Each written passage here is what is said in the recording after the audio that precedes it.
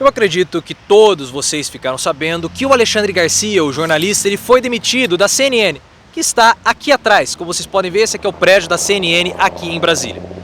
E o Alexandre Garcia, ele foi demitido por mentir demais na CNN. A CNN já não aguentava mais ter que desmentir o Alexandre Garcia ao vivo pelas informações incorretas que ele passava a respeito da pandemia.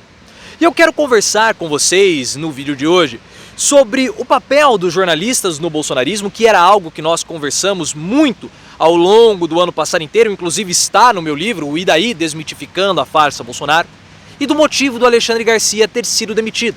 Porque o Alexandre Garcia, ele foi demitido justamente pelo capital, porque o capital não tolera esse tipo de baixa qualidade da informação.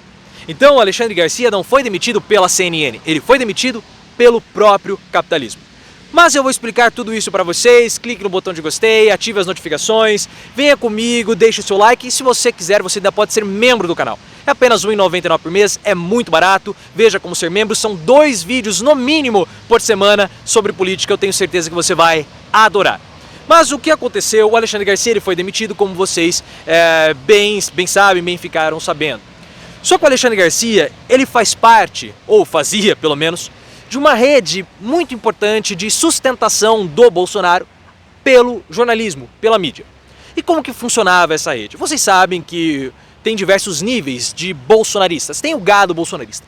Esse gado, ele era abastecido e ainda é abastecido pela comunicação vinda do gabinete do ódio. Pelo disparo de notícias, pelo Alan dos Santos, pelos grupos de WhatsApp, pelos grupos do Telegram, pelo Facebook. Mas essa parcela do bolsonarismo é uma parcela que já é fiel ao Bolsonaro. Existe a necessidade de propagar o bolsonarismo para outras camadas da população. E aí nós temos o papel da mídia, que ajudou nessa ascensão do Bolsonaro lá atrás, em 2018, e ainda tentou cultivar e manter o bolsonarismo agora após a eleição. E nós podemos até inclusive estratificar. Por exemplo, para as camadas mais populares, nós temos o Ratinho, nós temos o Siqueira Júnior, apresentadores para a classe C, classe D, que falam que tudo está ruim, que nada serve, que o sistema ele é corrupto, que o sistema é podre. E o Datena também pode ser inserido nesse rol do Ratinho, do Siqueira Júnior. Eu falo sobre isso no livro. Pessoas que mostram o mundo cão, que nada tem jeito, que somente um vingador moral, um vingador contra o sistema poderia dar jeito no nosso país. E assim surgiu o Bolsonaro. Então essa semente do bolsonarismo foi cultivada por esses apresentadores e ainda foi semeada ao longo de todo esse tempo. Ou nós vamos nos esquecer lá atrás, agora o Bolsonaro está com suspeita de estar doente de novo. Ou nós vamos nos esquecer lá atrás, em 2020, quando começou a possibilidade, a suspeita de que Bolsonaro poderia estar doente e ficavam cobrando o teste do Bolsonaro. Cadê o teste, Bolsonaro? Cadê o teste? E aí o Ratinho falou assim, eu estou com o teste do presidente. Eu estou com o teste do Bolsonaro. E aí o Ratinho abriu o teste e estava escrito, e daí? Ou seja, não importava se Bolsonaro estava doente ou não. Isso é uma comunicação, uma capilaridade com uma parcela da população que o Bolsonaro não tende a ser tão bem avaliado. Porque Bolsonaro, como vocês viram no Datafolha, ele é rejeitado por essa parcela da população. Quem apoia o Bolsonaro são as pessoas que ganham ali um pouco mais do que 10 salários mínimos. Isso nós vimos pelo Datafolha. E o Siqueira Júnior é um grande apoiador do Bolsonaro. No começo da pandemia, Siqueira Júnior propagou notícias falsas, falou mentiras, falou contra o distanciamento social. E aí? Isso contaminou, envenenou uma parcela da população brasileira. Subindo um pouco, indo ali para a classe média, nós temos o Lacombe. O Lacombe é um pouco mais sério, é menos popular do que o Ratinho, do que o Siqueira Júnior, mas também pega a fatia ali do bolsonarismo. Só que o Lacombe não tem uma aderência na classe A. E aí nós temos aqueles que tentam conversar com a classe A e passar uma intelectualidade, um verniz intelectual para o bolsonarista, sobre Bolsonaro e sobre as ações do governo. E aí nós podemos citar o Caio Coppola, que simplesmente sumiu, desapareceu depois daquela lambada que ele levou do Kim Kataguiri. O Rodrigo Constantino, na Jovem Pan, gosta de usar termos, falar sobre livros, falar sobre autores, então passa um verniz intelectual. E o Alexandre Garcia, um jornalista já de mais idade, um jornalista sênior, um jornalista que também passavam o ar intelectual, só que com mentiras a respeito da pandemia. Ou nós vamos nos esquecer, quando começou toda essa história de tratamento precoce, que o Alexandre Garcia teve a cara de pau de falar que o Bolsonaro, ele era a prova viva, ele era a prova científica que os tratamentos precoces serviam contra a doença. E naquele momento a CNN foi muito criticada por não ter falado nada, por ter se omitido. E agora a CNN depois começou a reagir e simplesmente cansou, porque o capital não aguenta mais. O Lula, ele quer regulamentar a mídia. Ele tem discutido isso nos últimos dias, nas últimas semanas. Parece que o PT vai dar um jeito do Lula parar de querer discutir isso, porque não precisa de regulamentação da mídia. Ah, mas em outros países a mídia é regularizada, é regulamentada, mas não precisa mais, porque o próprio capitalismo, o próprio capital, regula a mídia. Olha o que aconteceu com o Alexandre Garcia. Por que ele foi demitido da CNN? Porque com as notícias falsas, com as inverdades ditas pelo Alexandre Garcia, toda a emissora, todos os programas com o Alexandre Garcia apareciam, perdiam credibilidade. E ao perder credibilidade, o telespectador migra para outro canal. Ora, eu não vou querer ficar vendo um programa que eu sei que é um programa mentiroso.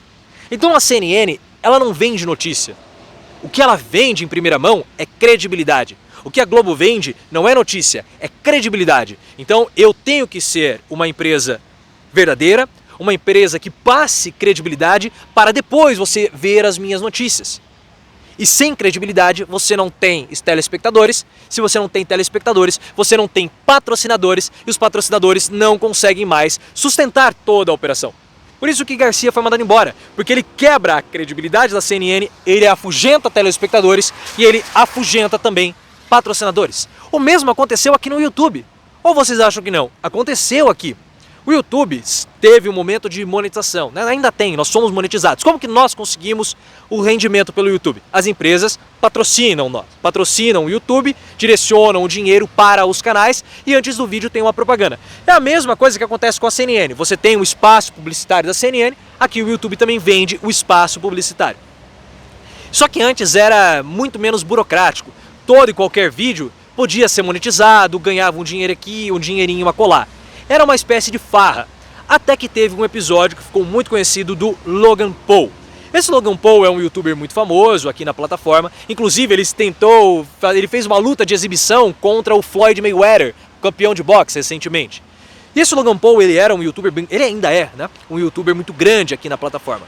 E o que aconteceu com o Logan Paul? Ele estava fazendo um vídeo para o canal dele, foi num parque. Nesse parque as pessoas, é um parque muito conhecido porque as pessoas vão lá para tirarem as suas próprias vidas. E o Logan Paul encontrou um corpo sem vida. E ele filmou esse corpo sem vida e publicou no YouTube.